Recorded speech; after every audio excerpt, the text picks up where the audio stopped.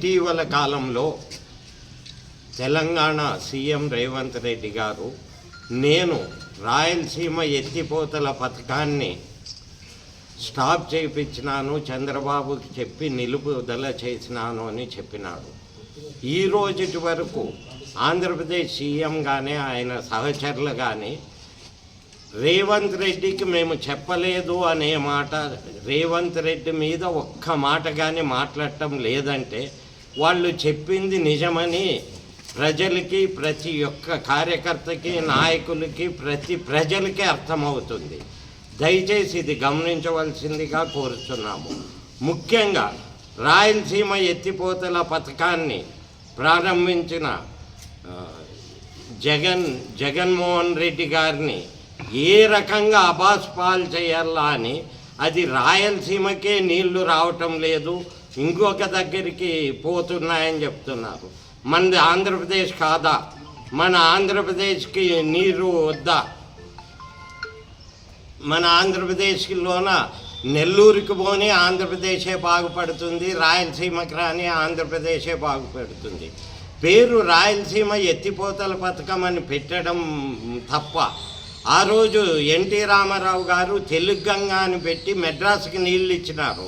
అంటే మెడ్రాస్కి నీళ్ళు ఇస్తే అది మెడ్రాస్ గంగా అని విడ్డూరంగా ఉంది.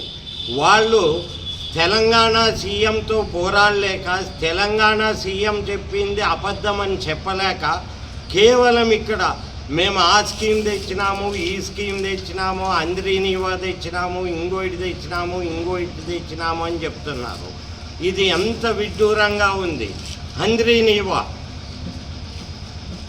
2005 నుంచి 2009లో వైఎస్ రాజశేఖర రెడ్డి గారు కాలు వెడల్పు చేసి పూర్తి చేసినారు.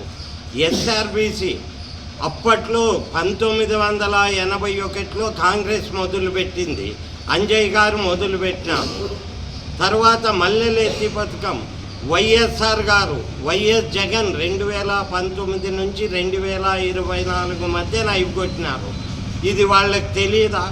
కేవలం రేవంత్ రెడ్డి గారి మీద చెప్పలేక మా మీద, వైఎస్ఆర్ పార్టీ మీద, జగన్ మీద నిందలేయడం ఎంతవరకు సబబు? మన ఆంధ్ర రాష్ట్ర ప్రయోజనాలని పోయి తెలంగాణ సీఎం దగ్గర తాకట్టు పెట్టిన ఈ ప్రభుత్వాన్ని వెంటనే గవర్నర్ గారు కల్పించుకొని ఈ ప్రభుత్వాన్ని బర్తరఫ్ చేయాలని కోరుచున్నాము.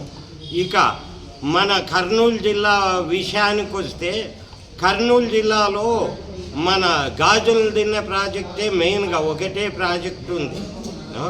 గాజుల దిన్నె ప్రాజెక్ట్ని ఆ రోజు అంజయ్ గారు స్టార్ట్ చేసి, ఈరోజు ఎమ్మెల్యే చెన్నకేశవరెడ్డి గారు, వైఎస్ జగన్మోహన్ రెడ్డి గారి సహాయ సహకారాలతో 1 మీటర్ ఎత్తు పెంచి 1 టీఎంసీ ఎక్స్ట్రా నీళ్లు కెపాసిటీ స్టోర్ చేసుకోవడానికి మన వైఎస్ఆర్ ప్రభుత్వం పనిచేస్తే, ఈరోజు జయనాగేశ్వర రెడ్డి గారు దాన్ని ఎత్తు తగ్గించాలా అని చెప్తున్నారు. ఎక్కడైనా ఇప్పుడు ఆల్మట్టి ప్రాజెక్టు ఎత్తు పెంచుతున్నామంటే తెలంగాణ, ఆంధ్రప్రదేశ్ గవర్నమెంట్లు కోర్టుకేస్తున్నారు ఎత్తు పెంచద్దని. మన ఎత్తు పెంచడాన్ని తగ్గియడం అని చెప్పడము నిజంగా అది ఎందుకో ఏమో వాళ్ళే చెప్పాలి. వాళ్ళ విజ్ఞతకే వదిలేస్తున్నాం. ఎత్తు తగ్గియమండము ఎవరన్నా హర్షిస్తారా? అది వాళ్ళ విజ్ఞతకే వదిలేస్తున్నాం. Next RDS scheme Jayanageswara Reddy మొదలు పెడితే దాన్ని 17% పూర్తి చేసి, ఆ తర్వాత 2022 ఫిబ్రవరిలో ఇదే తెలుగుదేశం నాయకులు కోర్టుకి వేయించి, నేషనల్ ట్రిబ్యునల్కి వేయించి బంద్ చేయించినారు. బంద్ చేయించిన తర్వాత ఆ పని అయిపోయింది. ఈరోజు తెలుగుదేశం గవర్నమెంట్, కూటమి ప్రభుత్వం వచ్చి దాదాపు 2 సంవత్సరాలు అవుతుంది. కింద మాదే ప్రభుత్వం, పైన మాదే ప్రభుత్వం అంటున్నారు. మరి ఎందుకు తెంపలేదు? మీరు ఇప్పుడు కృష్ణా ట్రిబ్యునల్ 2లో దాన్ని తెంపి ప్రాజెక్టులను ఎందుకు ముందుకు సాగనివ్వటం లేదు? అంటే దీని అర్థం ఏమి? మీరు రేవంత్ రెడ్డి గారితో కొలీడ్ అయ్యే ఆపినారు. లేకపోతే ఈ సంవత్సరంన్నర నుంచి మీరు కృష్ణా ట్రిబ్యునల్ ఎందుకు మాట్లాడి ఎందుకు తెంపలేకపోయినారు? అన్ని ప్రభుత్వాలు మీవే కదా, మరి ఎందుకు తెంపలేకపోయినారు? దాని తర్వాత మన ఎమ్మెగ్నూరు కాన్స్టిట్యున్సీ విషయానికి వస్తే టోటల్ ఐడిసి స్కీమ్లో ఒక 2 స్కీములు మోహన్ రెడ్డి తెప్పించినాడు, మిగిలినవన్నీ చెన్నకేశవరెడ్డి తెప్పించినారు.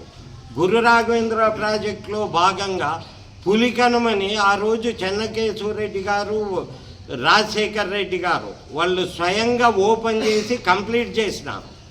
కంప్లీట్ చేసి దాని నుంచి ఈరోజు మనకి ఎమ్మెగ్నూరుకి తాగునీటికి కానీ ఎమ్మెగ్నూరు ప్రాంత కోడుమూరు ప్రాంత రైతులకు సాగునీరుకి కానీ దాని నుంచే నీళ్ళు వస్తున్నాయి.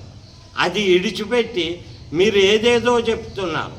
ఈ రోజుటి వరకు గురు రాఘవేంద్ర ప్రాజెక్టు కెనాల్ కింద రిపేర్ చేయించడానికి మీకు కావటం లేదు. 1,20,00,000 శాంక్షన్ అయితే దానిలో మంత్రాలయము ప్రాజెక్టులు పూర్తయినాయి. మన ప్రాజెక్టులకి 2 సార్లు టెండర్ వేసినా 2 సార్లు క్యాన్సిల్ కావడానికి ఏమి ఆంతర్యం? ఈ రోజుటి వరకు మన ప్రాజెక్టులు ఓపెన్ కాలేదు, కానీ మంత్రాలయం ప్రాజెక్టులు రిపేర్ చేసి స్టార్ట్ అయినాయి. మన ప్రాజెక్టుకి టెండర్ వేసినా ఎందుకు చేయలేకపోయినారు? వాళ్ళని ఎందుకు చేపించలేకపోయినారు? దీంట్లో ఆంతర్యం ఏమో వారే తెలియదు. ముఖ్యంగా ఇరిగేషన్ అంటే వైఎస్ జగన్మోహన్ రెడ్డి, చంద్రబాబు నాయుడు 30 ఏళ్ళున్నా ఏ ఇరిగేషన్ ప్రాజెక్ట్ అతను కంప్లీట్ చేసింది లేదు. అన్నీ స్టార్ట్ చేస్తాడు కానీ కంప్లీట్ చేసింది ఏదీ లేదు. ఏదున్నా తెలుగుదేశం నాయకులు ఎవరు స్టార్ట్ చేసి ఏం చేసినా వాళ్ళ ఖాతాలోకి వేసుకోవడానికి ప్రయత్నం చేస్తున్నారే తప్ప ఈ 2 ఏళ్ళలో ఏ ప్రాజెక్టు మొదలుపెట్టినారు? మనకు ముఖ్యంగా రాయలసీమకు కానీ ఆంధ్రప్రదేశ్కి కానీ ముఖ్యంగా కృష్ణా ట్రిబ్యునల్ని ఎందుకు తెంచలేకపోతున్నారు? ఏమి వాళ్ళది? సెంట్రల్ గవర్నమెంట్ వాళ్ళదే, స్టేట్ గవర్నమెంట్ వాళ్ళే కోర్టులకి వేయించినారు. మరి ఎందుకు తెంపలేకపోతున్నారు? దీని అర్థం ఏమంటే ఇరిగేషన్ ప్రాజెక్టుల మీద వాళ్ళకి ఏమాత్రం చిత్తశుద్ధి లేదు. ఇరిగేషన్ ప్రాజెక్టులన్నీ వాళ్ళు కంప్లీట్ చేయరాదు, ఇవి ఇలాగే ఉండాలి. కేవలం అమరావతి డెవలప్ చేసుకొని అమరావతిలో వాళ్ళ భూములు అమ్ముకోవడానికి తప్ప ఇంకొకటి లేదు. కేవలం ఇప్పుడు అమరావతి అంటున్నారు. రైట్, అమరావతి డెవలప్ చేయండి, డెవలప్ చేస్తూ మనవి చేయాలి కదా. మీరు ఏం చేసినారు రాయలసీమకి అది చెప్పండి. అది చెప్పేది ఇడిచిపెట్టి ఇప్పుడు మేము కృష్ణా ట్రిబ్యునల్ని క్లియర్ చేసి ప్రాజెక్టులు మొదలు పెడతామని చెప్పటం లేదు. కేవలం వాళ్ళ అసమర్థతని, వాళ్ళు ఇప్పుడు ఇబ్బంది పొజిషన్లోని ఉన్నారు కాబట్టి వాళ్ళ ఇబ్బంది పొజిషన్ని దారి మళ్ళించడానికి డైవర్స్ పాలిటిక్స్ చేస్తూ మా జగన్మోహన్ రెడ్డి మీద నిందలేస్తున్నారు తప్ప వీళ్ళు చేసే కార్యక్రమం ఏమీ లేదు. వాళ్ళు నిజంగా చిత్తశుద్ధి ఉంటే మన ఆంధ్రప్రదేశ్ సీఎం గారు రేవంత్ రెడ్డి నేను ఎప్పుడు మాట్లాడినా అని చెప్పండి అనొచ్చు కదా. ఈ రోజుటి వరకు దాన్ని మాట్లాడటం లేదు అంటే వాళ్ళు నిజంగా రేవంత్ రెడ్డి గారు చెప్పినట్లే రేవంత్ రెడ్డి గారిని ఈరోజు తెలంగాణ సీఎం మన ఆంధ్రప్రదేశ్ని పాలిస్తున్నట్లుంది, కానీ మన కూటమి ప్రభుత్వం పాలిస్తున్నట్లు లేదు. దయచేసి ప్రతి ప్రజలకి తెలిసిపోయింది ఇది. నోటు కేసు నిందితులు ఒకటై మన ఆంధ్రప్రదేశ్ని గబ్బు పట్టిస్తూ మనకి ఏ ప్రాజెక్ట్ రాకుండా చేస్తున్నారని ప్రతి ప్రజలకు తెలిసిపోయింది. మీరు డ్రైవర్స్ పాలిటిక్స్ చేయడం వల్ల లాభం లేదు. తప్పు ఒప్పుకొని ఇప్పుడన్నా కృష్ణా ట్రిబ్యునల్ క్లియర్ చేసి మా ఆంధ్రప్రదేశ్ రైతులు అందరూ ఒకటే. మేము రాయలసీమకి అన్యాయం జరిగినా అన్యాయమే, ఇంకొక ప్రదేశానికి అన్యాయం జరిగినా అన్యాయమే. ముఖ్యంగా మన వెనకబడిన రాయలసీమకి న్యాయం చేసి మీరు చరిత్రలో నిలబడండి, లేకుంటే చరిత్రహీనులు అవుతారని ఈ పత్రికాముఖంగా ఆంధ్రప్రదేశ్ ప్రజలకు అందరికీ తెలుపుకొంటున్నాను. నేను గడ్డం నారాయణ రెడ్డి, వైఎస్ఆర్సీపీ స్టేట్ రైతు విభాగ అధికార ప్రతినిధి, ఎమ్మెగ్నూరు. నమస్తే.